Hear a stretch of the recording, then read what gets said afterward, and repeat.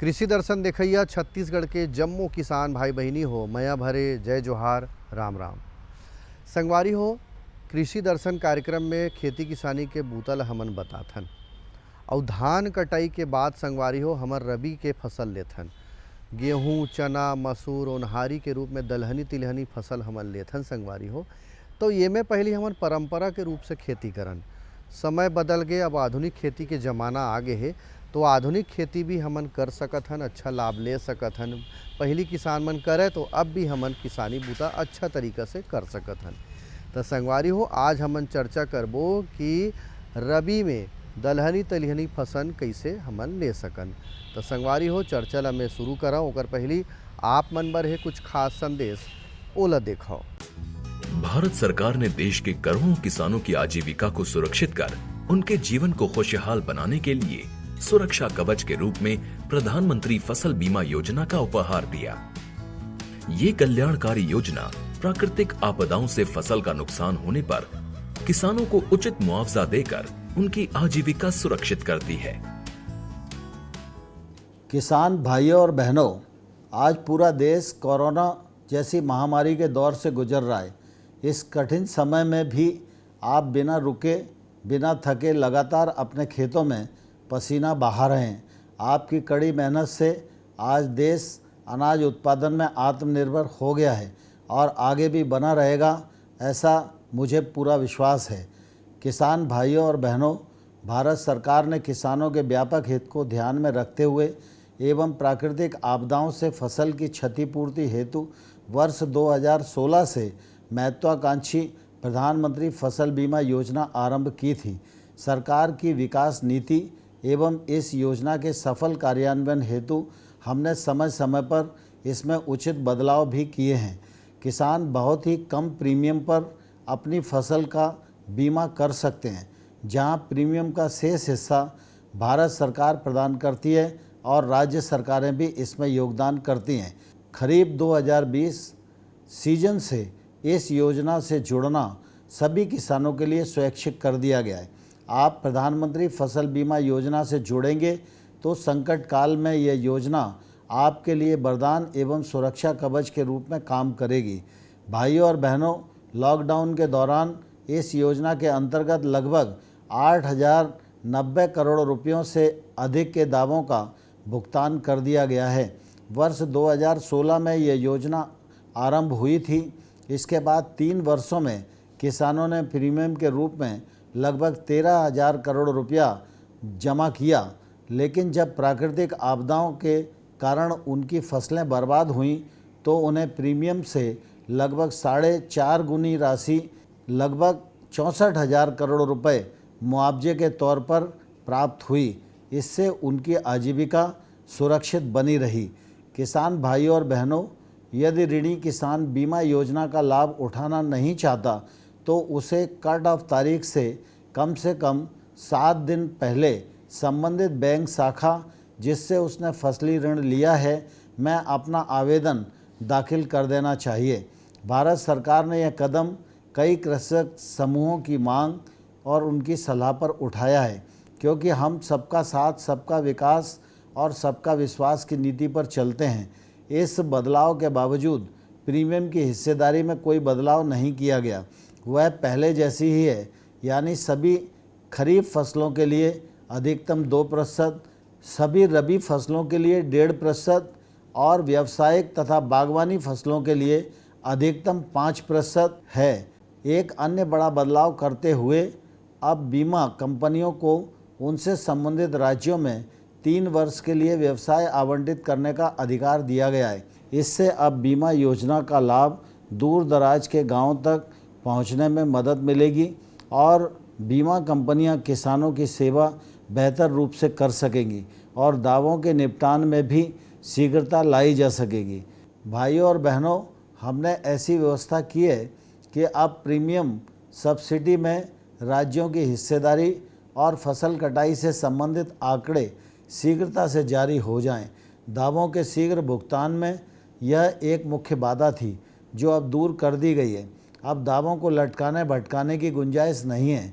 हम शीघ्र भुगतान, किसान का कल्याण के रास्ते पर आगे बढ़ चले हैं। इसी क्रम में भारत सरकार ने राज्यों और केंद्र शासित प्रदेशों को और अधिकार देकर बीमा योजना को लचीला बना दिया है। अब वे अपनी स्थानीय आवश्यकताओं के अनुसार आपदाओं को शामिल कर सकते हैं।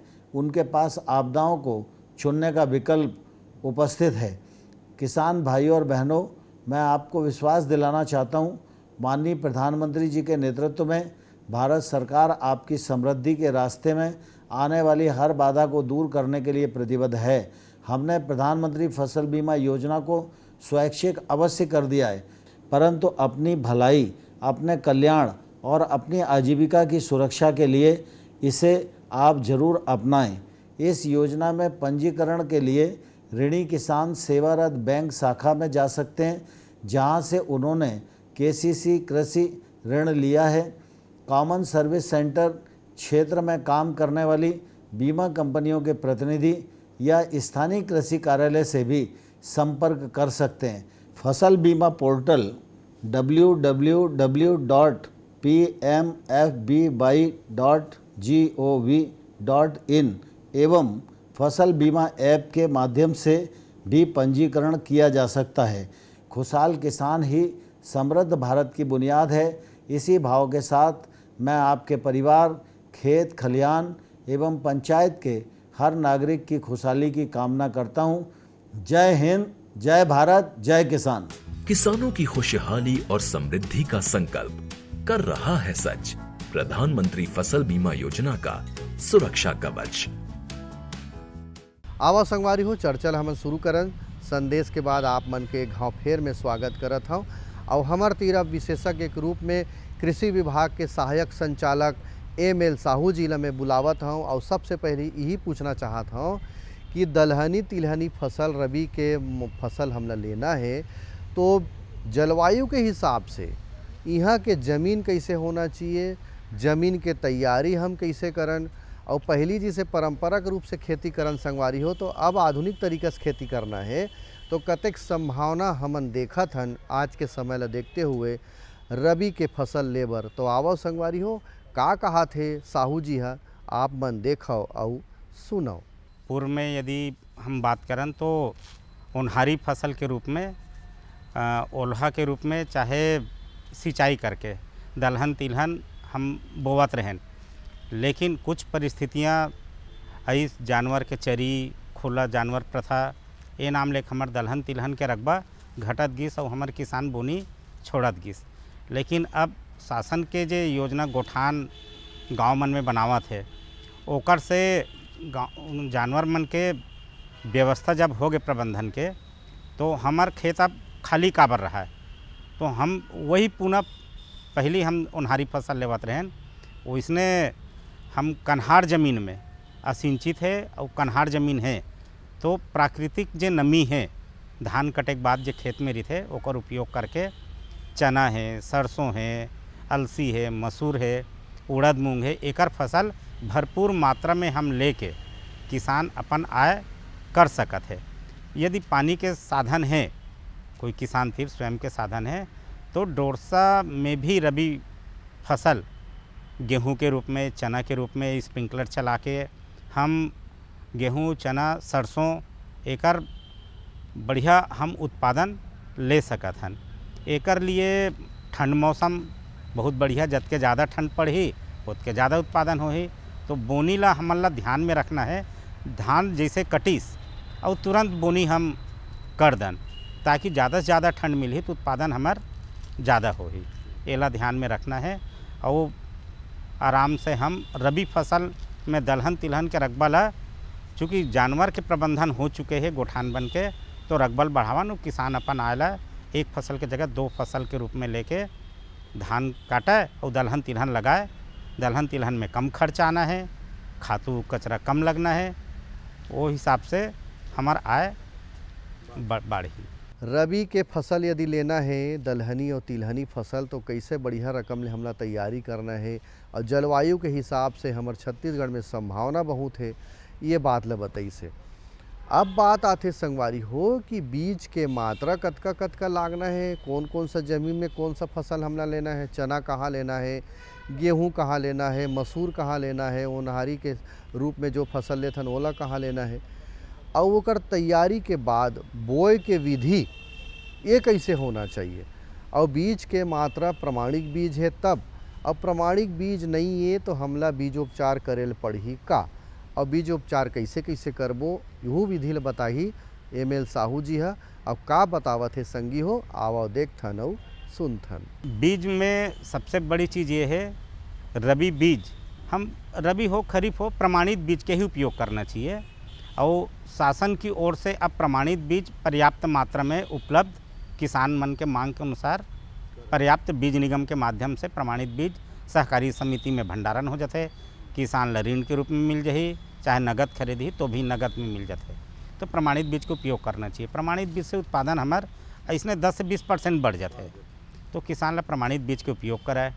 अब बीज ला बीजोपचार करना जरूरी है। बीजोपचार हम जैविक दवा से भी कर सकत हन, रासायनिक दवा से भी कर सकत हन। अब रासायनिक दवा में बाविस्टिन है, थायरम है, एकर उपयोग करथन। जैविक में टाइकोडर्मा है, सूडोमोनास है, एकर उपयोग कर लेथन।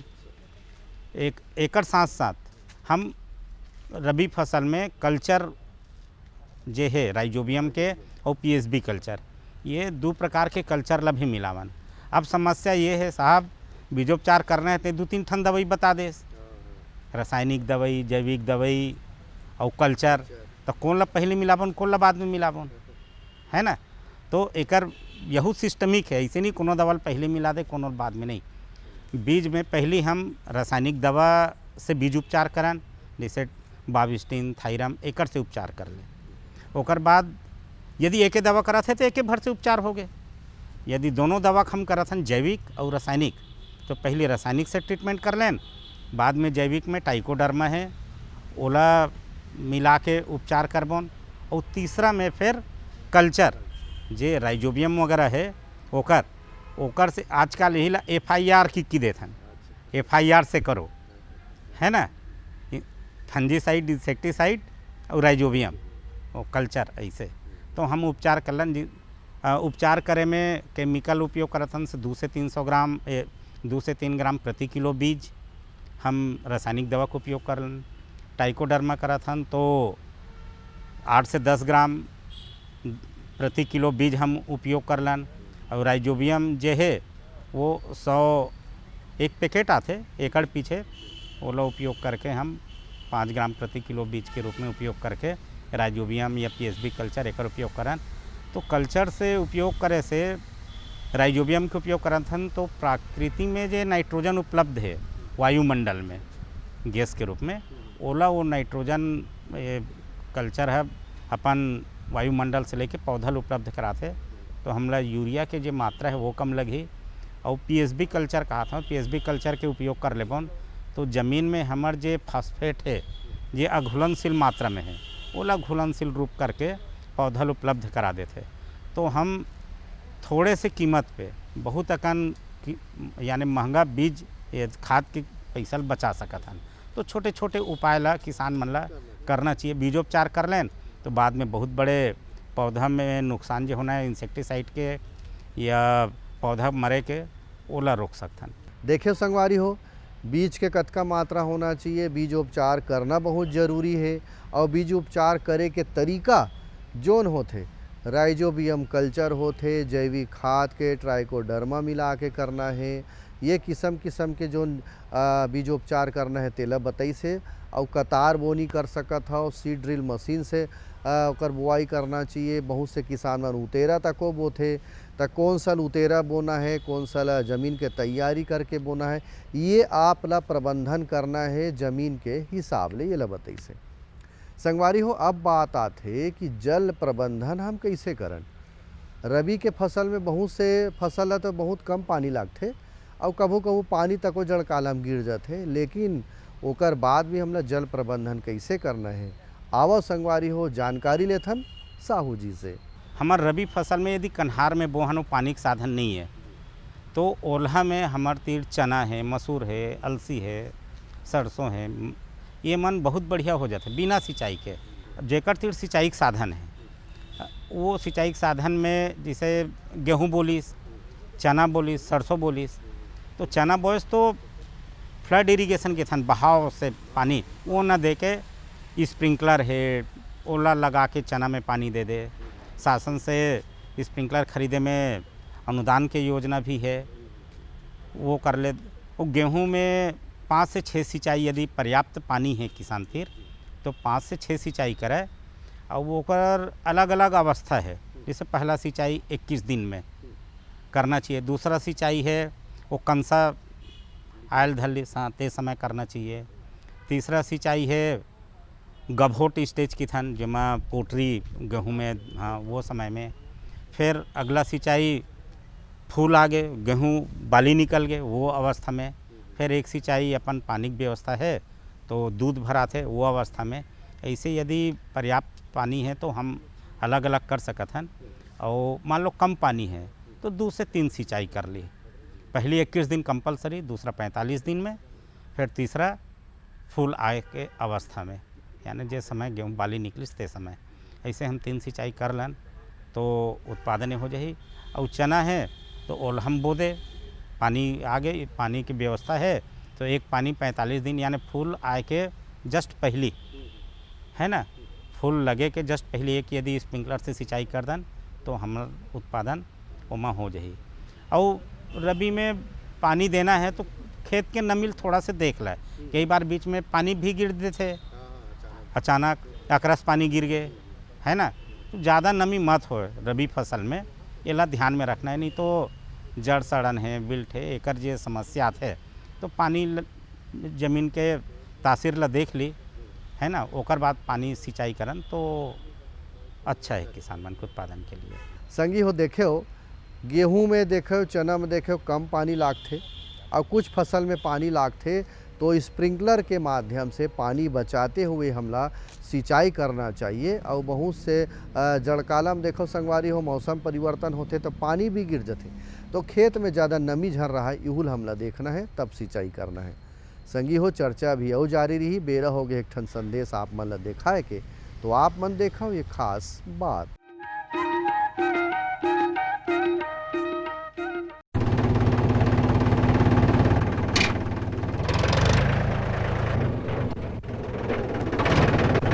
अरे हरकू वाह, बीज कीटनाशक और आज खाद भी। अरे इतना खर्चा कहाँ से? अरे खर्च की चिंता किसे है, मेरे पास है ये किसान क्रेडिट कार्ड। कार्ड? अरे बैंकों द्वारा जारी इस कार्ड से किसान उसकी सीमा तक की रकम कभी भी बैंक से निकलवा सकता है और खेती बाड़ी की सामग्री कभी भी खरीद सकता है। तो हरकू भैया एक कार्ड मेरे लिए भी। किसान क्रेडिट कार्ड के लिए नजदीकी बैंक से संपर्क करें और पाएं ढेर सारे लाभ। हर जोखिम से निकल कर फसल आए, सुरक्षित हो जाए। फसल बीमा से हर किसान अब आत्मनिर्भर हो जाए। अब सूखा पड़े या बाढ़ आ जाए कोई डर नहीं, अब ओले पड़े या कीट पतंगे फसल खा जाए कोई फिक्र नहीं।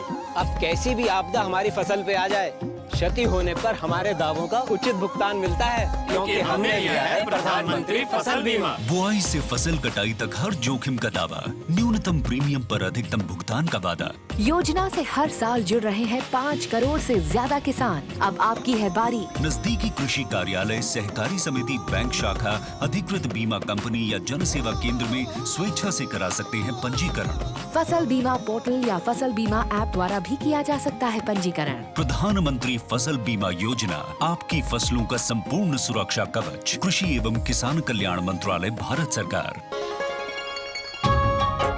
आप किसान भाइयों की खेती बाड़ी से जुड़ी हर समस्या का कृषि विशेषज्ञों द्वारा तुरंत समाधान। किसान कॉल सेंटर। आप भारत के किसी भी प्रदेश में रहते हो, कोई भी भाषा बोलते हो, आपकी समस्या चाहे फसल की बीमारी की हो, खाद की, पशुपालन की या कृषि से जुड़ी नई तकनीक की, अपनी समस्या का अपनी ही भाषा में समाधान पाने के लिए आप देश के किसी भी कोने से डायल करें 1551। विशेषज्ञ द्वारा आपको दी जाने वाली ये सलाह बिल्कुल निशुल्क है। ये सुविधा प्रातः 6 बजे से रात्रि 10 बजे तक निशुल्क उपलब्ध है। किसान कॉल सेंटर यानी 1551।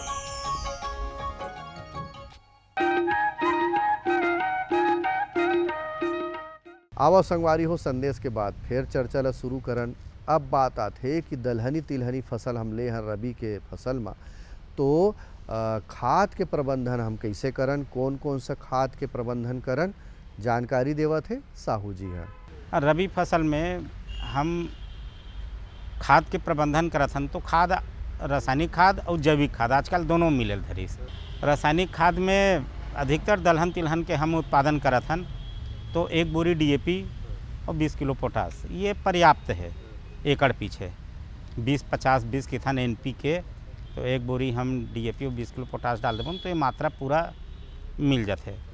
जैविक खाद के रूप में हम कंपोस्ट खाद है या अभी वर्मी कंपोस्ट मिलत है, तो एकर मात्रा हम 10 गाड़ी एकड़ पीछे वर्मी कंपोस्ट करत हन, तो क्विंटल में 10 से 15 क्विंटल है ना 1 एकड़ पीछे यदि ये हम खेत में डालत हन तो उत्पादन अच्छा हुई, ज़मीन हमार भुरभुरा हुई, पानी धारण करे की क्षमता मिट्टी में बहुत ज़्यादा रही और जत के खेत नमी रही वो हमारे लिए रबी फसल के लिए बहुत अच्छा रही। हवा के आवागमन अच्छा होते, मिट्टी के दशा बदल जाते। हम कंपोस्ट खाद गोबर खाद खेत में जाना बंद हो गए है, सब जानवर बाहर, अब गोबर मिलत नहीं है, घुरवा गोबर है खेत में जात नहीं है, वही नाम लेके हमार ज़मीन में जो दुष्परिणाम आवत है ना वो आवत है। तो हम यदि जैविक खाद के रूप में जो हमारे तीर उपलब्ध है घर में तैयार कर सकत हन वर्मी कंपोस्ट और गोबर खाद ला कंपोस्टिंग करके ओल करन। गोबर सरकार 2 रुपये किलो में खरीदत है, तो हम तो किथन बेचे के बजाय अपन घर में पहली खाद बनाओ, जे अतिरिक्त हो गए तेला बेचो, ताकि हमला ज़मीन ला भी बचाना है। ऐसे नहीं सबो गोबर ला बेच के वर्मी कंपोस्ट बनाएं और 2 रुपये में बेच के वो 8 रुपये में खरीदें। आप अतिरिक्त है अतिरिक्त इनकम कमाओ, लेकिन पहले अपन घर में ओला वर्मी कंपोस्ट और गोबर खाद बनाओ, अतिरिक्त हो गए बढ़िया होकर से आय भी कमाओ, तो ज़मीन ला बचाओ, अपन स्वास्थ्य बचाओ। तो संगी हो देखे हो कि खाद के प्रबंधन में हमला जैविक खाद के भी बड़ा महत्व बताई से। रासायनिक खाद तो आप मन डारबेज करत हो, लेकिन ज़मीन के महत्ता और खुद के स्वास्थ्य के यदि हम बात करन तो आज के समय जैविक खाद के बड़ा महत्व है, ओला आप मन प्रयोग करो। संगवारी हो अब बात आथे खाद के बाद कोनो रोग राई लगे के संभावना रही का, कीड़ा मकोड़ा लगे रही का, इल्ली लगथे का हमारी दलहनी तिलहनी फसल में, तो कर से बचाव हम कैसे करन और का समस्या आथे। आवा संगवारी हो ये संबंध में जानकारी लेथन। कीट व्याधि वैसे रबी फसल में गेहूं वगैरह में बहुत कम नहीं बराबर रहते, तना छेदक वगैरह आ जाते। चना में एक इल्ली के प्रकोप फल छेदक वो आ जाते। सरसों वगैरह में मैनी वगैरह के है ना, और उड़द वगैरह लगे हैं तेमन में मोज़ेक एक वायरस पीला पीला पत्ता हो जाते। ऐसे बीमारी और कीड़ा के प्रकोप होते बहुत ज़्यादा एकर नहीं है। तो हम ये कहते कि जैसे चना में इल्ली लग गए तो रासायनिक नियंत्रण नहीं करके हम जैविक में जान या यांत्रिक विधि की देथन। जैसे चना बोआ है तो आप 1 महीना 35 दिन बाद चना के ऊपर के भाजिल जरूर तोड़ो, है ना। ओकर पीछे दूरा एक तो भाजी मिल गए, किसान खा भी लीस, बेच भी लीस, आय भी मिल गए। दूसरा 1 महीना 35 दिन बाद में ही चना में इल्ली ऊपर में फोंक में चना फोंक में इल्ली स्टार्ट होते, अंडा वही तीर देते वहीं इल्ली निकलते। यदि हम वो पीरियड में चना भाजिल तोड़ दें तो वो बिना जाने इल्ली सब भाजी के साथ इकट्ठा हो गए। तो हम बिना दवाई डाले बिना कुछ करे 1 महीना फसल बचा लें चना के इल्ली के, और हम ओला बचा लें तो बहुत बड़े नियंत्रण हो गए। तो संगवारी हो अभी के जो स्थिति चला थे जड़काला बहुत ज़्यादा शुरू हो गए हवे, तो कोविड-19 के महामारी फिर से बढ़ा थे संगवारी हो, तो आप मन सुरक्षा के उपाय अपनावो और सरकार के जोन भी दिशा निर्देश है ओकर पालन करो संगवारी हो और दूसर संगवारी मन ला पालन करे के आपो मन संदेश देवो। यही शुभकामना के संग मोला देव विदा। जय जोहार, राम राम।